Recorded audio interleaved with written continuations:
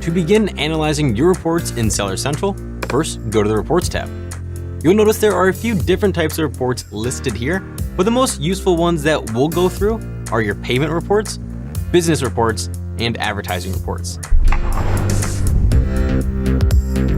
First, let's begin with the payment reports. Starting with your statement view, this is your go-to financial dashboard that shows you when and how much you'll be paid. Here, you can check your current total balance, available funds, and recent payouts. Below, you can even change your settlement period to show either the current or previous payment periods. Below that is a graph that breaks down all of your sales and cost charges. Now, a lot of new sellers often have questions about what the account level reserve means. Essentially, this is the amount held in reserve to ensure that you have enough funds available to fulfill any claims or chargebacks. It's a normal part of selling on Amazon to see some funds listed here. Typically, what happens is this amount will fluctuate depending on how long you've been selling and how high your return rate is. The longer you sell on Amazon and the lower your return rate is, the less you'll have reserved. Now at the bottom, you'll see when your payout is expected to be transferred into your bank account. On the second tab, this is the transaction view page. This page displays all of your account transactions within a statement period, a past number of days, or a custom date range. You can even change the type of transaction with this drop-down menu. For example, if you just want to see all of your refunds, you can do that here. At the top, you can even search for a specific order number. The next section is the All Statements view. On this page, you can download all of your payment reports for each settlement period. Just select the account type and the time period that you wish to review. Below, you'll see a breakdown of your payouts, which is very similar to what you'll find in the statement view. Clicking this link will navigate you to the statement view page for that selected time period. You can also use this link to navigate to the transaction view page and see a list of all your transactions for that settlement period. Alternatively, you can even download your settlement report when it becomes available. And hey, if you're getting any value from this video so far, let us know by smashing that like button down below. So on a bi-weekly basis, these are the 3 most important payment reports that you'll want to review. Now, the next type of report you'll also want to review are your business reports. This section offers a variety of sales reports, all listed in the left navigation bar. Starting with the sales dashboard, this page gives you a sales snapshot featuring up-to-date order metrics that you can customize with the following filters.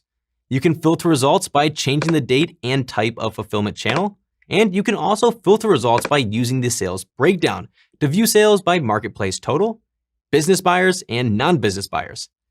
Down here at the graph, you can select points in time to compare against your selected date range. At the bottom, you can select which dates you want to compare against. For example, if you set the date filter to today, the compare choices will compare today's sales to yesterday, same day last week, and same day last year. If you select year to date, the compare choices are this year and last year. Alternatively, you can view this same information in a table view by clicking here. Now, the next type of business report that's helpful to review is your sales and traffic by date.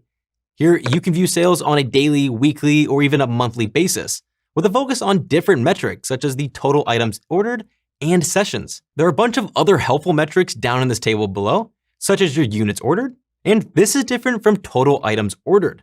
Put simply, units ordered are how many units were purchased, whereas total order items refer to how many customers purchase your products.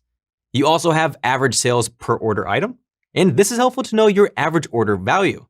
The average selling price column allows you to see what price customers purchase your product at, and this is great to know, especially if you're running coupons or other promotions. And another helpful column I like to use is the order item session percentage. Basically, this is your conversion rate. Now, another way that you can view your reports is by ASIN. This one is helpful if you have multiple products because you can compare sales and traffic by parent and child ASINs. You can adjust the date ranges on both reports, and you have the same metrics provided in the last report we just walked through. With all of these reports, you can either view them here or download them to a CSV file. Okay, so those are your primary business reports, and I recommend checking in on them at least a few times a week. Now, the last type of report that you'll also want to review are your advertising reports. If you're running advertising campaigns on Amazon, this is where you can periodically review the results of your campaigns to give you the insights you need to make optimizations. Once here, click Create Report. Now, depending on the type of campaigns you're running, you want to use this drop-down menu and download reports for each one. For example, if you're running sponsored product campaigns, select Sponsored Product and open the Report Type drop-down menu. From here, there are a bunch of helpful reports, but the one you'll most likely use the most is the search term report. With this report, you can identify which search terms are the highest performing for your campaigns and which ones are costing you the most money. Next, choose the reporting period you want to review. Just keep in mind with search term reports, you can only go back about 60 days. Then, once you're ready, click Run Report. Coming back to this page, once your report is fully downloaded, click the download icon to open up the report. Once opened, you can add filters to your columns and begin looking through the spend and sales columns to isolate the keywords that are performing the best and the worst. Also, keep in mind the ACoS column to help determine which keywords are the most profitable. It's recommended that you take your list of keywords that are performing well and add them into a manual campaign so that you can bid on them more aggressively. On the other hand, take the keywords that aren't performing well and add them as negative keywords inside the campaigns they're spending on. Because this strategy can take quite a bit of time to master, I recommend heading over to our other videos here on this channel to learn more about optimizing your advertising campaigns. We'll link those videos for you right here, and we'll also put them down in the video description. So make sure you watch those next videos, and as always, thanks for watching.